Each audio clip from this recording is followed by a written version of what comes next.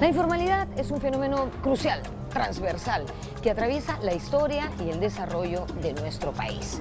El día de hoy vamos a hablar de un tema íntimamente ligado al fenómeno informal y me refiero al comercio ambulatorio.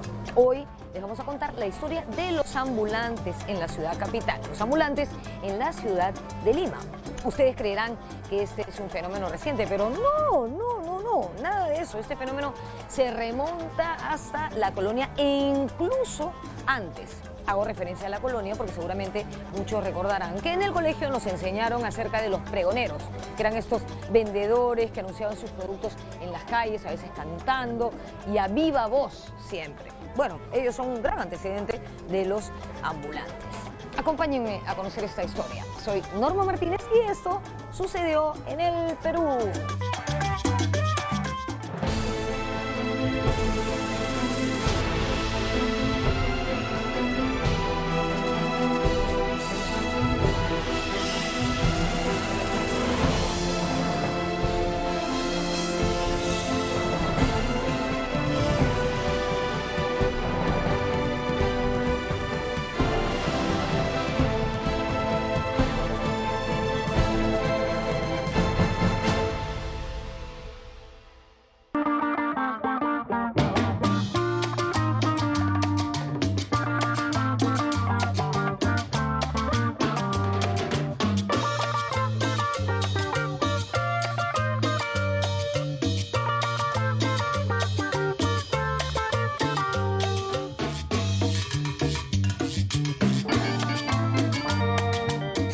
Llamamos ambulantes a los vendedores de la calle, a las personas que comercian en plena vía pública, que venden algo y reciben un pago.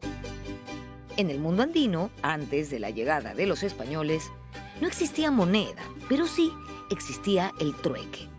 Se dice que en los días festivos, en los catu o mercados prehispánicos, los indígenas intercambiaban vegetales a cambio de maíz.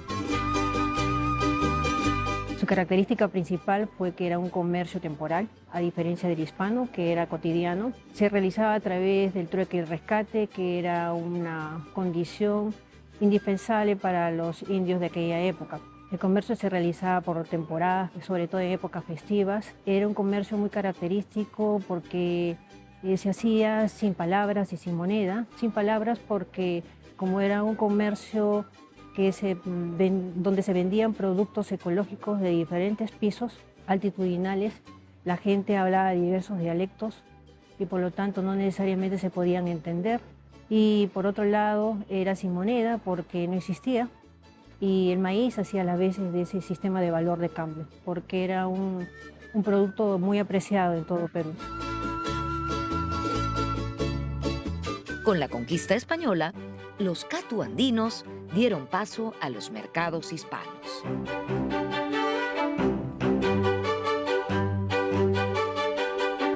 Los españoles con la conquista introducen la moneda y aparte ingresan los mercados que van a ser centros de comercialización cotidiano.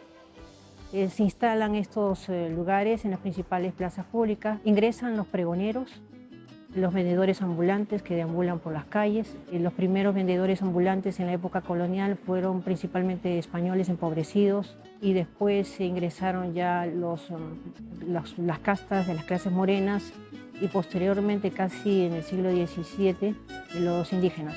Porque los indígenas generalmente no vivían en el centro, o sea, en los muros de la ciudad, sino en los extramuros. Entonces iban en ocasiones eventuales, con productos característicos, ¿no? Cada uno se especializó, era un comercio que se diferenció por castas. Cada producto tenía un vendedor especial. Ave María Purísima, allí es andado, vive el Perú y sereno.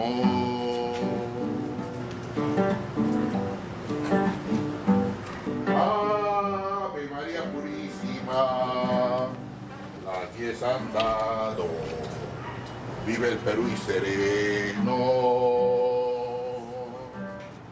Desde la conquista española hasta la independencia, el principal mercado de Lima era la Plaza Mayor. Por ahí circulaban todos los ambulantes que vendían a pie, pero también los que montaban y desmontaban diariamente sus puestos. Las cocineras se lucían y la afluencia de gente crecía mucho más en fechas festivas. La gente acudía masivamente a la misa de la catedral y al salir se agolpaban a comer. A veces en las mañanas había mucho sol y en las noches pues el mercado era mucho más fresco. Pero lo que más se vendía en las noches cuando no eran épocas festivas era pues las mazamorras. Y en épocas festivas sí esto duraba, sobre todo en Navidad, en épocas de procesión, sí era todo el día, ¿no? La venta en estos mercados. Las crónicas coloniales hacen mucho mención del bullicio que existía en la Plaza Mayor por la venta de estos productos. Las misas se realizaban desde el portal de la catedral para toda esta gente, para que no desatendiera pues lo que vendían. Y por otro lado también hay muchas crónicas que hacen referencia al problema que siempre se ha mantenido entre comercio formal y comercio informal, ¿no?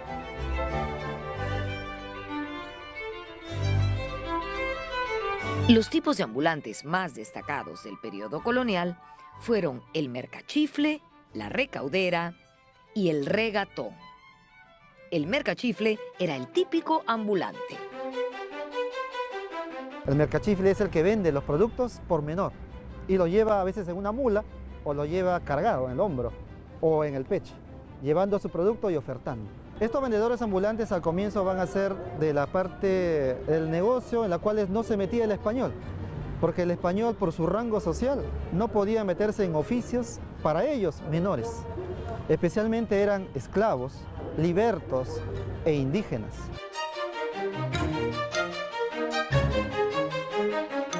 Muchas veces los esclavos aprendían oficios artesanales o panadería y gracias a esa experiencia se convertían en mercachifles. O incluso el dueño del esclavo, el español, va a darle algún tipo de productos para que lo venda a su esclavo y con eso agenciarse de dinero. Pero también los indígenas, porque los indígenas traían los productos de la sierra, de la parte de las haciendas que circundaban Lima, productos perecibles para venderlos. La recaudera era la que vendía sus productos en las plazas de Lima. La famosa vendedora de la plaza. ¿Ya? Esas vendedoras tenían cantidad de productos que vendían y ofertaban a los que paseaban, a los que circulaban por las plazas. Las plazas antiguas eran los mercados y ellas eran las que vendían especialmente en el suelo o en pequeños puestos. En este caso puede ser productos perecibles, vegetales, como también viandas, o sea, comidas. Algunas de las plazas que recorrían las recauderas eran, por supuesto, la Plaza Mayor, la Plaza de la Inquisición, el Baratillo o Santana. La antigua Plaza de Santana era el mercado de los indios. Esta plaza que hoy conocemos como Plaza Italia era la única plaza donde podían vender diariamente sus productos los indios de la ciudad de Lima, o los indios que llegaran acreditados a la ciudad de Lima. He encontrado expedientes muy simpáticos, productos de toda la tierra, o sea, todo lo que podamos imaginarnos que está en la sección vegetales y en la sección verduras y frutas, esos eran los productos de la tierra. Entonces uno tenía que transitar en una Lima amurallada, en una Lima que acababa antes de la Plaza San Martín, en una Lima que acababa por donde está la Universidad de San Marcos hoy en día, donde está el Parque Universitario. Entonces no está, si se quiere decir, cerca de la gente, la Plaza Italia. Porque si tú vives al otro lado, en San Sebastián, y si tú vives en Barrios Altos, cerca del presbítero, igual tenías que ir solamente a este punto durante el virreinato a comprar tus productos de la tierra. Era el único lugar autorizado.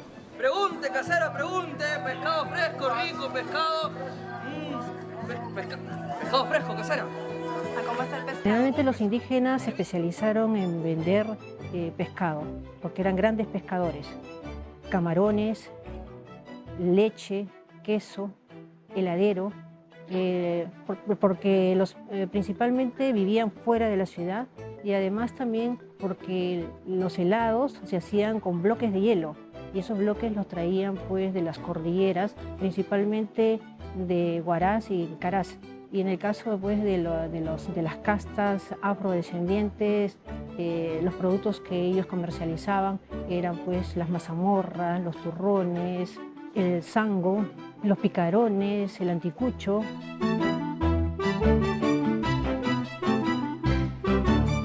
Normalmente las mujeres estaban vinculadas a la venta de productos alimenticios, ¿no? Tanto mujeres indígenas, mujeres mestizas, mujeres afroperuanas, ¿no?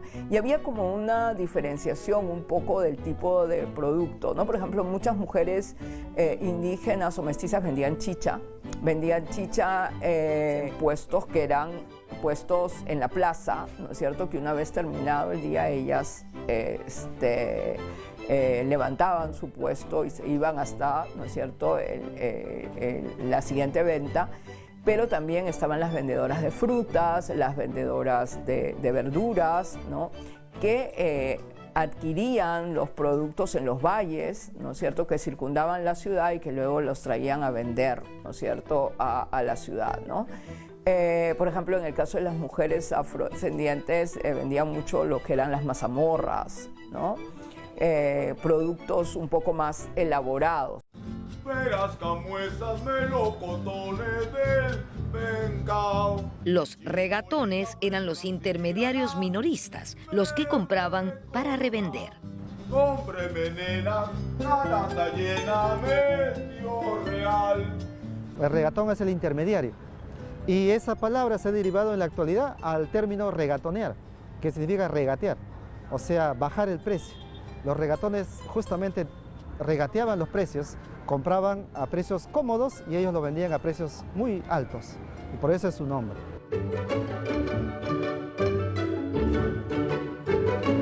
Los regatones fueron reprimidos y fiscalizados por las autoridades debido a la especulación y al sobreprecio de sus productos. Son indios criollos o indios ladinos, como se les decía, indios acriollados, que hablan el español, que se han olvidado de su idioma natal, o sea, el quechua, que no son bilingües, se puede decir. Y estos indios viven en la ciudad, salían a las puertas de las murallas y le compraban malbarateándole el producto al auténtico propietario del producto, o sea, al auténtico proveedor, vendría a decirse. Entonces el virrey Amat es el primero que legisla de manera dura contra estos regatones en 1763. Es un bando que lo reproduce en 1765 y en 1770. Luego tenemos al virrey Teodoro de Croix, a Gil de Lemos, tenemos al virrey Avilés, tenemos al virrey Abascal y tenemos a Pezuela atacando a estos regatones. Pezuela da el último bando de buen gobierno y ataca duramente a los regatones. Muchas veces, otros ambulantes eran acusados de ser regatones. Tenemos un típico ambulante que era necesario, él era el vendedor de leña, con qué cocinabas. Y otro vendedor que no era oriundo de Lima, igual como el vendedor de leña, era el ollero. Y encontré un expediente muy simpático de los indios olleros que le reclaman que se les devuelvan sus ollas porque no eran regatones y que habían entrado a vender ollas. Estos indios hacían sus ollas de barro y tenían el permiso para poder venderlas en la ciudad sin pagar y además entrar en cualquier momento a pregonar su producto.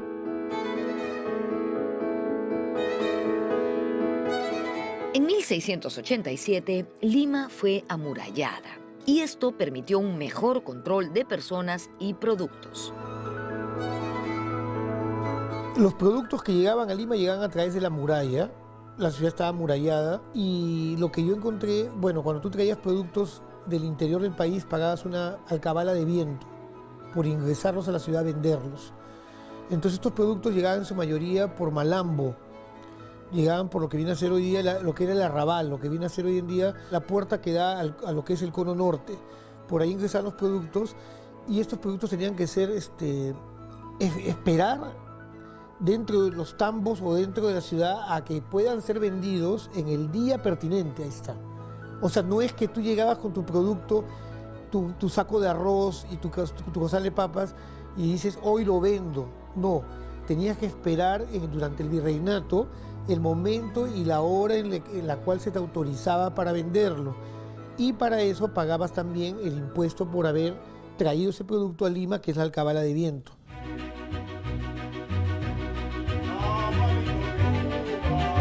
Los cajones de Rivera eran tiendas ubicadas alrededor del Palacio de Gobierno y del Palacio Arzobispal. En ellas se vendían diversos productos. Principalmente en el caso de los cajoneros, que son, digamos, estos vendedores, ¿no?, que tienen como serían unas como casetas de madera. Varias de ellas estaban ubicadas, por ejemplo, en la parte de atrás de lo que sería el Palacio Virreinal.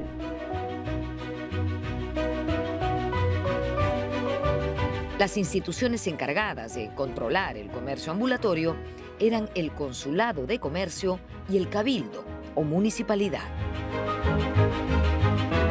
El Cabildo va a ser la institución que vigila, ¿no es cierto?, esta cuestión de cómo se comercia en la ciudad, quiénes pueden vender, qué tipo de productos se pueden vender dentro de la ciudad, cuáles son los precios que se van a poner a estos productos.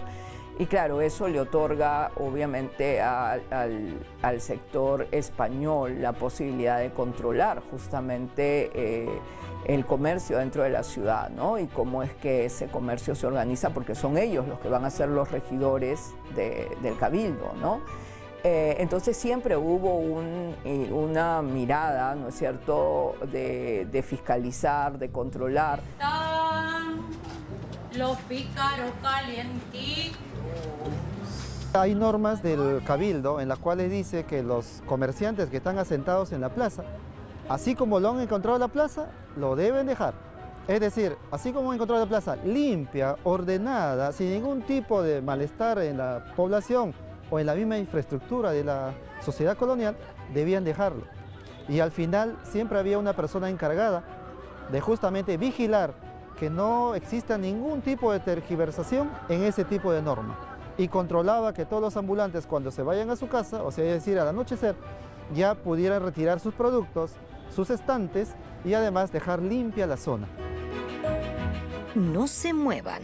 Regresamos con un ambulante que se convirtió en virrey, con los pregoneros y con la relación entre ambulantes y boom gastronómico.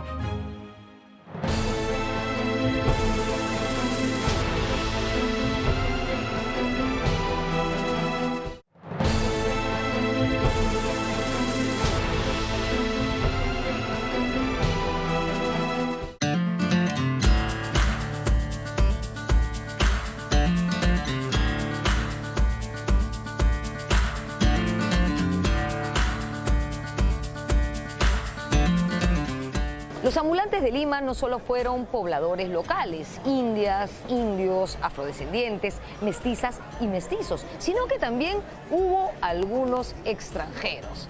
Tal es el caso de Ambrosio O'Higgins, un irlandés que trabajó como ambulante en estas calles en el siglo XVIII. Fue popularmente conocido como Ño Ambrosio el inglés, a pesar de que era irlandés. ¿Y por qué Ño?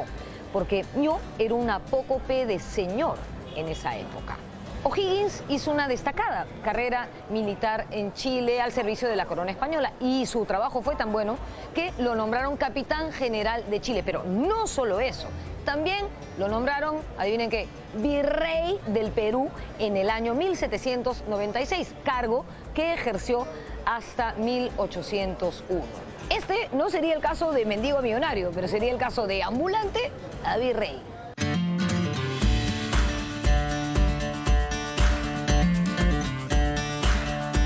Cuando pasaba por la calle con su mula, todos le decían, Ño Ambrosio, quiero telas, quiero hilos, quiero sedas, quiero medias. Y Ño Ambrosio tenía que vender. ¿Ya? Entonces Ño Ambrosio es un personaje famoso. Después, con el tiempo, tuvo un cargo militar y poco tiempo después fue virrey del Perú.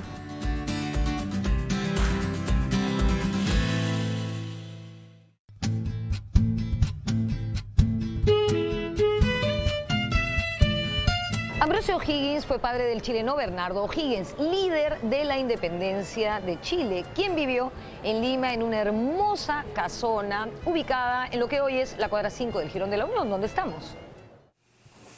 ¡Tamales! ¡El tamalero llegó! La tamalera llegó. ¡El tamalero! En su tradición, con días y ollas venceremos, ambientada en el periodo de la independencia, Ricardo Palma menciona a los pregoneros de Lima, curiosa forma de llamar a los vendedores ambulantes. Diga usted cuándo lo quiere que yo se traeré. De a 3 pesos le hago tamales más especiales. Palma nos da la imagen de los que vendían cada cierta hora qué producto vendían por la calle en una tradición. Es muy importante el tema, ha sido rescatado por historiadores y antropólogos en el sentido, y por literatos en el sentido de que es una imagen viva de una Lima que Palma está viendo que se va. O sea, Palma lo debe haber visto cuando era niño, en los 40, pero para 1860 ya no es tan factible. Muchacha, no hueles. Y con respecto inclusive a los anticuchos hay una cosa muy particular. Ricardo Palma es una referencia, y también en las pinturas de Leoncio Angrán y de Pancho Fierro se puede apreciar que el comercio fue ejercido no por una mujer anticuchera, sino por un varón. Casi todas esas referencias gráficas hacen mención, ¿no?, al anticuchero. En la época virreinal, los que pagaban impuestos eran estaban exonerados de impuestos los mestizos y las castas. No podían controlarlas. O sea, estos dulces que dice Palma que se venden, esta gente caminando vendiendo de repente un refresco, no podían ser captados por el sistema legal de la ciudad para cobrarles un impuesto. Al igual que Palma en sus tradiciones, los ambulantes fueron perennizados en el siglo XIX por los dibujantes extranjeros Leonce Angrand y Mauricio Rugendas, y sobre todo por el pintor afroperuano Pancho Fierro, cuyas imágenes de alegres vendedores callejeros recordamos todos. La tizanera vendía el tizán, que era una bebida preparada a base de limón o cáscara de piña, incluyendo otros ingredientes, y se vendía solamente por mujeres y en temporadas pues veraniegas y en épocas diurnas. Y en cambio el antero vendía el ante, que era otra bebida, pero solamente para el consumo de varones. Se distribuía en las noches y estaba preparado en base pues al vino de almíbar, canela y otras frutas, ¿no? Hubo muchos ambulantes conocidos con nombre propio. Por ejemplo, Ña Aguedita fue una famosa morena que en la mañana vendía refrescos y en la noche mazamorra morada y deliciosos champús. Así como Ña Aguedita, hoy nuestros ambulantes siguen leyendo muy bien la demanda del público y vendiendo productos diferenciados de acuerdo a los días y a la época del año. Por ejemplo, había el caso de un ambulante que de lunes a viernes vendía libros, por decirte, en la Avenida Javier Prado, y los fines de semana, sobre todo entre agosto y noviembre, se iba a la carretera Priale a vender cometas, ¿no? Porque sabía que en ese espacio la gente va hacia el Chosica, hacia las zonas donde hay algo de sol. Entonces solían comprar ese tipo de cosas. En la época republicana se introdujeron regulaciones para el comercio ambulatorio. En la República, como todos son iguales, se vuelve igual, según el papel. Pero entonces en la calle, ¿qué pasa? Aparecen los chicheros en gran número. Pero estos chicheros pagan una patente. La patente la pagaba desde el profesional hasta el chichero. Tenemos una curva de monto de patente, pero si yo voy con mis potes de chicha a vender chicha y lo quiero poner en la puerta de una casa de alguien, tengo que pagar por vender esa chicha. Entonces la República te regula más, pero porque ya todos son iguales. el virreinato no podía controlar a las castas, controlaba tampoco a los mestizos. La anticuchera y el picaronero ya estaban en la puerta de la pulpería y son vendedores ambulantes, porque el pulpero les permitía que vendieran a exteriores de su negocio comida. Redondos y tostaditos y en su miel bien bañaditos van provocando los pillos a vejetes y chiquillos. Durante el virreinato y gran parte de la República, la Plaza Mayor de Lima, donde nos encontramos en este momento, fue un concurrido mercado público y lugar de venta de mercachifles. En 1838, la escritora francesa Flora Tristán contó que siempre había mucha gente en la Plaza Mayor, a cualquier hora del día. Por la mañana estaban los aguadores, los militares, las procesiones, y por la tarde los vendedores ambulantes, ofreciéndole al público frutas, bizcochos, helados. También en la zona se congregaban algunos bufones que entretenían al público con sus maromas y bailes. Vendo velas y velones para alumbrar los balcones. ¡Velas!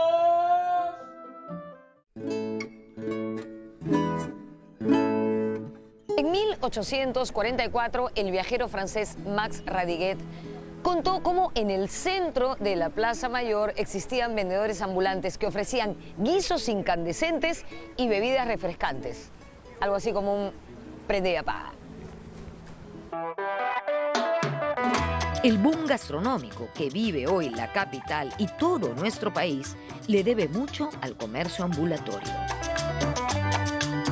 Toda la cadena que sostiene la gastronomía, que viene desde la producción misma de los alimentos, su comercialización de mayoristas a minoristas, a los mercados, a los supermercados, hasta la llegada a la mesa, pasan por toda una cadena que mezcla lo informal y lo formal en toda la cadena, ¿no? Pero quizás algo que es bien importante considerar es que mucha de la creatividad de lo que nosotros ahora reconocemos como lo que distingue nuestra gastronomía se creó, se innovó, no en las grandes cocinas de chef, sino muchas en las calles, ¿no? En la venta ambulatoria, precisamente, ¿no? Todos los combinados, por ejemplo, si, quizás recuerdes, pero se inventaron en las carretillas de los ambulantes en el centro de las ciudades. Volvemos con el Mercado Central y con el Emporio Comercial de Gamarra.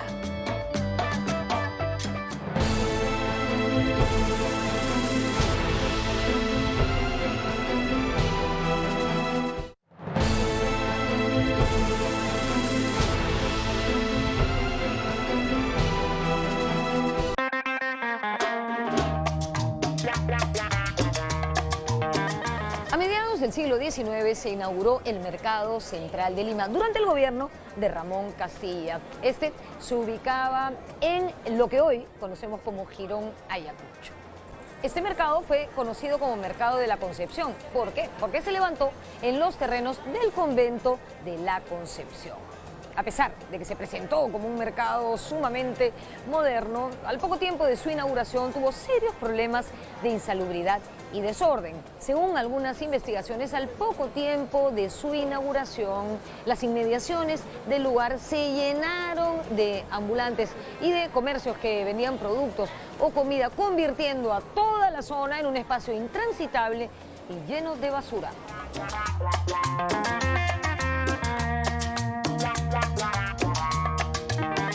La idea de ordenar esto ya viene con Castilla y con el Mercado Central, que queda exactamente donde cualquier limeño puede ubicarlo ahora, al lado de la calle Capón.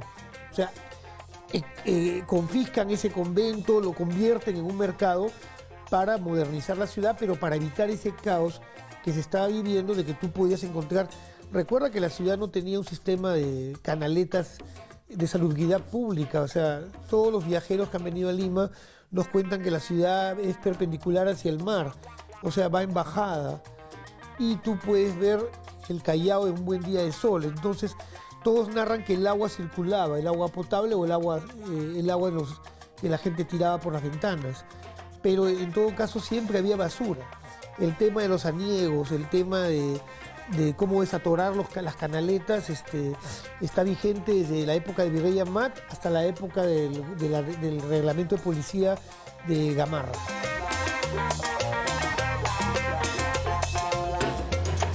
A inicios del siglo XX, este primer mercado central fue demolido, principalmente por insalubre, y fue reedificado en 1903.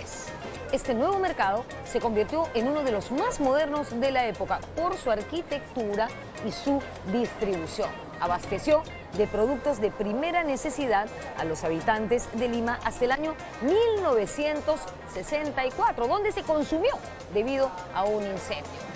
3 años más tarde, en 1967, Luis Bedoya Reyes construyó el actual edificio del Mercado Central y lo bautizó como Mercado Central Ramón Castilla. Hoy se llama Mercado Municipal Gran Mariscal Ramón Castilla.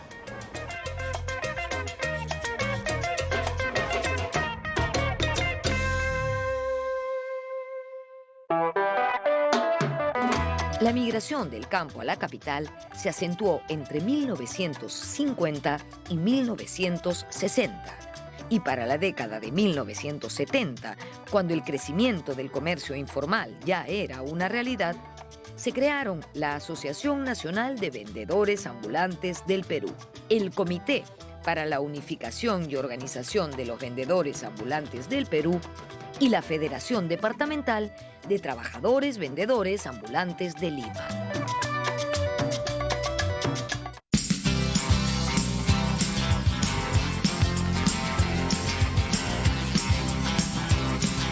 El emporio comercial de Gamarra, ubicado en el corazón de La Victoria, nació en los años 70 y desde sus inicios fue lugar de trabajo principalmente de migrantes nacionales y extranjeros. Según el economista Fernando Villarán, Gamarra fue la respuesta creativa de los sectores más populares ante la falta de empleo.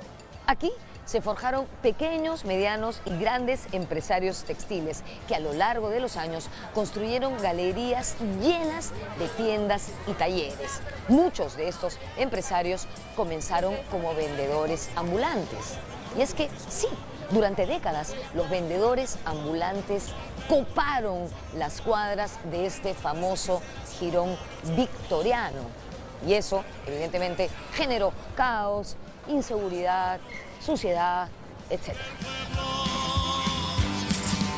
todas las razas y de todo color, consumir creencias y modo de pensar. El hecho de que en Gamarra, en cualquier otro lugar, haya una gran cantidad de ambulantes, no es porque los ambulantes decidieron que esa sea una zona comercial, sino porque el flujo de gente contribuye a que surjan ambulantes, ¿no? Y hay cosas que son bastante lógicas y que tienen que ser resueltas.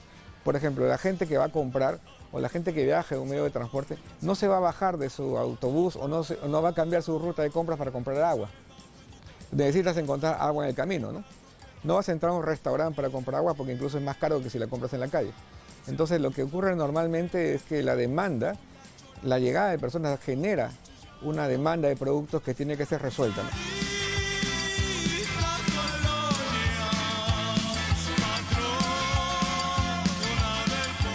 Existe la idea generalizada de que los ambulantes son un problema en la ciudad, cuando en realidad podrían ser parte de la solución.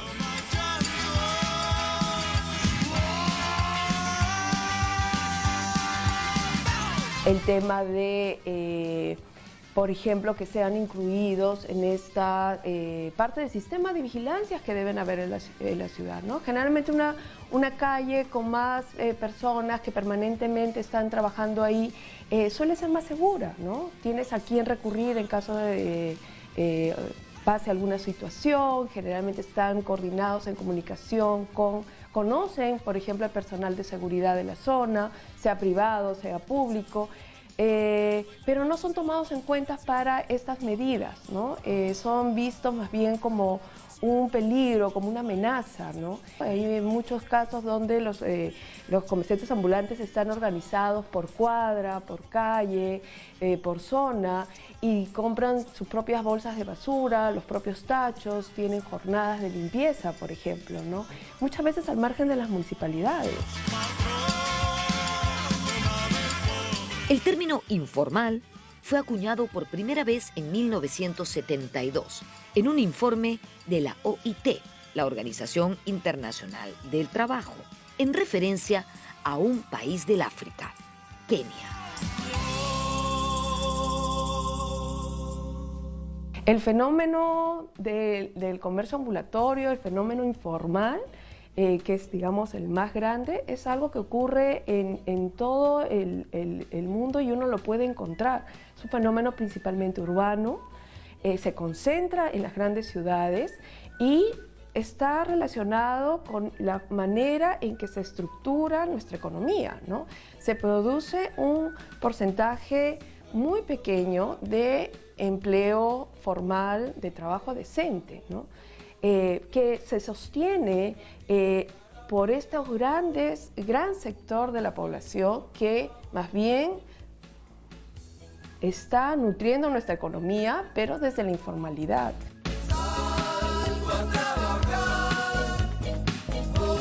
Según Hernando de Soto, la informalidad es la respuesta de los agentes económicos a los controles, costos y barreras que pone el Estado a las empresas formales.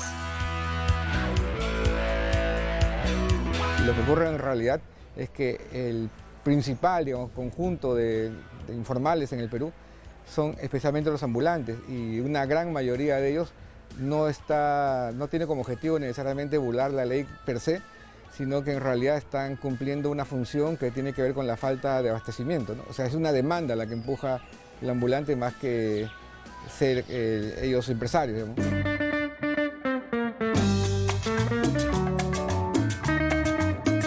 Tenemos que pensar que la economía formal y la informal es parte de la misma, ¿no? Tenemos una misma estructura y eso va a seguirse dando, ¿no? No hay ámbito de nuestra economía que no tenga y que no combine y que no relacione esta economía formal y la informal, ¿no? Encontramos economía informal en el sector privado, pero también en el sector público, ¿no? Y lo encontramos prácticamente en todas las actividades económicas, ¿no? Que se necesitan mutuamente, ¿no? Y estamos hablando de un porcentaje muy grandes, ¿no? Para el caso de Lima, es más de la mitad de la población económicamente activa está en el sector informal. Regresamos con lo último del programa: Polvos Azules, el alcalde Andrade y el siglo XXI.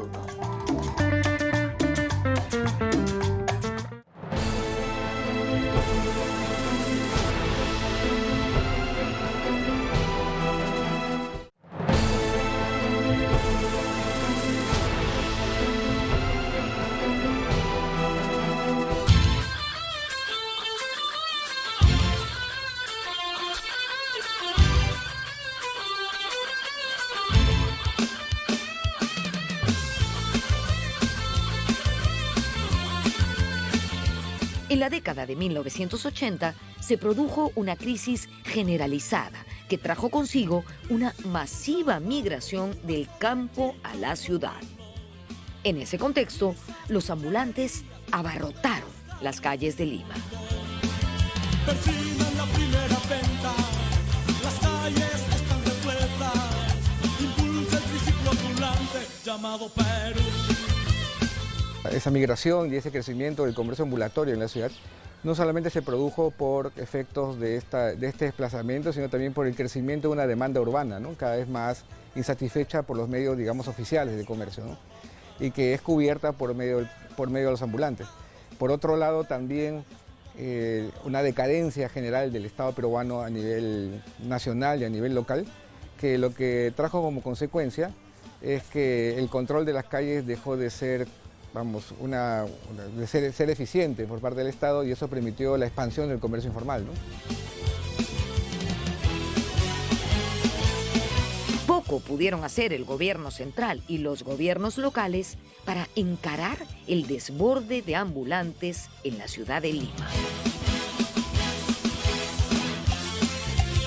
Entonces es una sociedad que está muy empobrecida, con recursos que escasean por todas partes y donde probablemente hay preocupaciones más importantes que limpiar la ciudad, ¿no?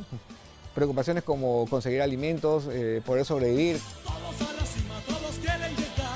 A pesar de la crisis, hubo experiencias exitosas que articularon de manera eficiente el comercio ambulatorio en la ciudad. El pobre es el rico es el rey.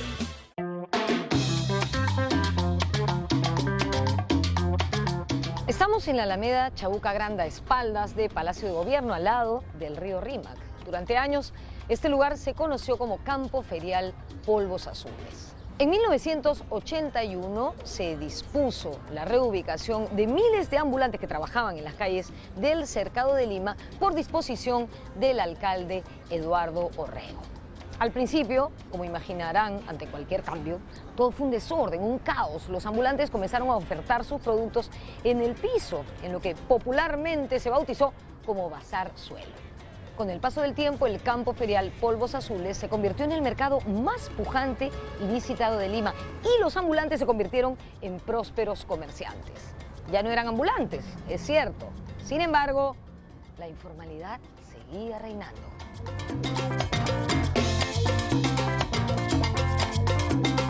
En 1991, el Centro Histórico de Lima fue declarado Patrimonio de la Humanidad y se dispuso el retiro de los comerciantes que estaban en esta zona. Ellos, por supuesto, se negaron e hicieron una propuesta. Imagínense el poder económico que tenían, que ofrecieron techar el río Rímac entre el puente Santa Rosa y el puente de Piedra. Finalmente, el 1 de enero de 1993 se produjo un incendio que redujo a cenizas el campo ferial de Polvos Azules. Los comerciantes se vieron obligados a abandonar el centro de la ciudad. Sin embargo, adquirieron un local en la cuadra 4 de Paseo de la República, en el distrito de La Victoria, donde se ubican hasta el día de hoy. Además de Polvos Azules, podemos mencionar similares ejemplos exitosos.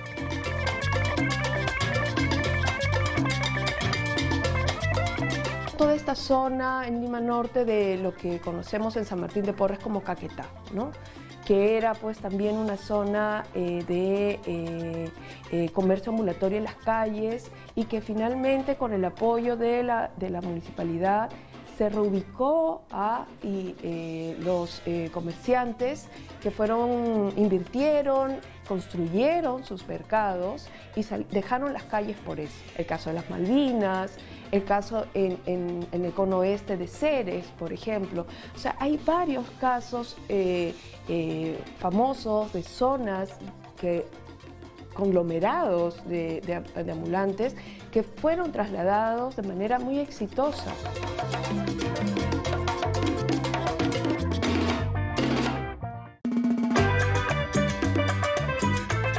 Por años, los vendedores ambulantes tomaron el centro de la ciudad de Lima. En el año 1994, cuando se cumplían 459 años de su fundación, apareció un artículo en la revista Caretas que señalaba que 15.000 vendedores ambulantes abarrotaban el centro de la ciudad. De hecho, en el verano de 1994, aquí en el portal de Botoneros, que está al lado de la Plaza Mayor, se concentraban los vendedores de artículos para el verano, es decir, la ropa de baño, los bikinis, las tangas, las zungas, las toallas de playa, los flotadores. También habían muchísimos vendedores que ofertaban zapatos hechos en Trujillo. Evidentemente, la concentración de ambulantes en esta zona provocó el sustancial deterioro de nuestro centro histórico.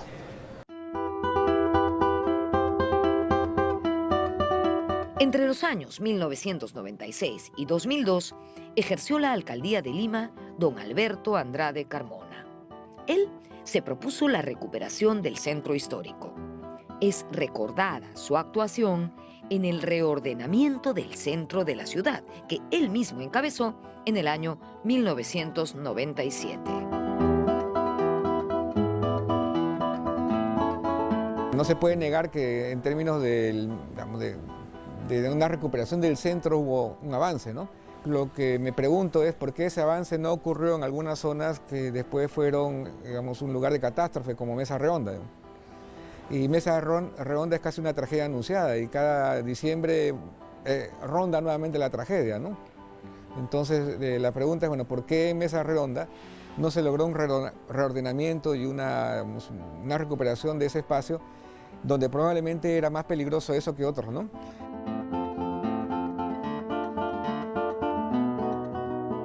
Desde Andrade hasta hoy, mucha agua ha corrido bajo el puente.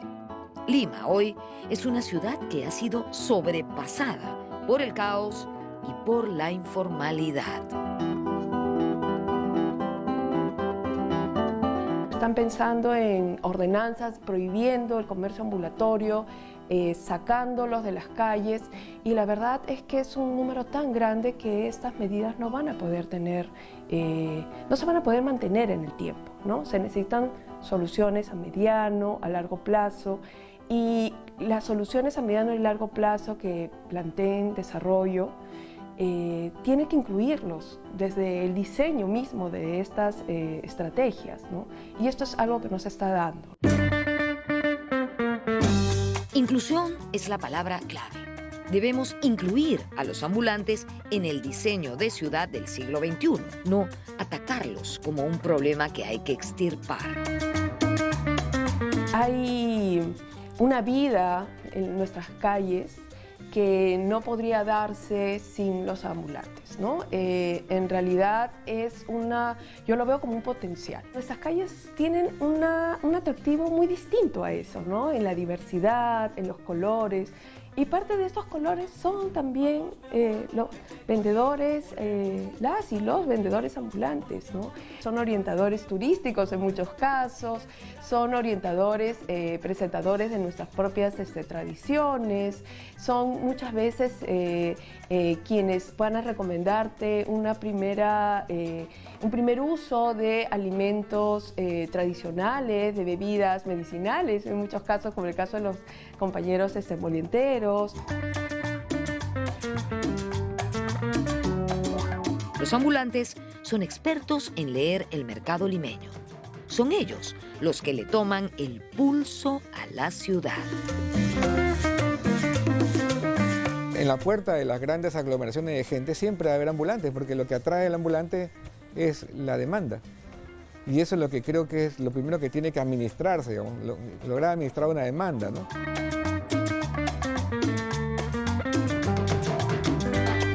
Cada vez que hay una movilización política, ciudadana, partidaria incluso, vamos a encontrar ambulantes que están ofreciendo las vinchas, los gorros, las banderas, sea cual sea el tema, ¿no?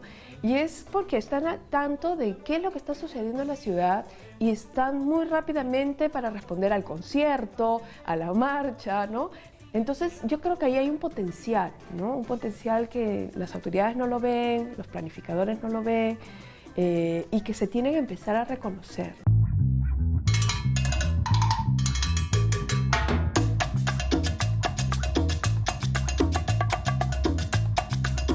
A lo largo de este programa hemos podido confirmar cómo la presencia de ambulantes ha sido protagonista en la historia de la ciudad de Lima. Este no es un fenómeno que va a cambiar rápidamente, porque tiene que ver con la forma como se desarrolla el Perú y cómo se desarrolla su ciudad capital. Una ciudad altamente informal, con mucho desempleo y desigualdad de oportunidades. Este asunto no se arregla solamente reprimiendo o reordenando, sino con cambios estructurales para Lima. ¿De dónde parten esos cambios? De la educación, como siempre. Una educación que nos enseña a ser mejores ciudadanos y a amar y respetar el espacio en el que todos convivimos y que compartimos. Nos vemos en la próxima.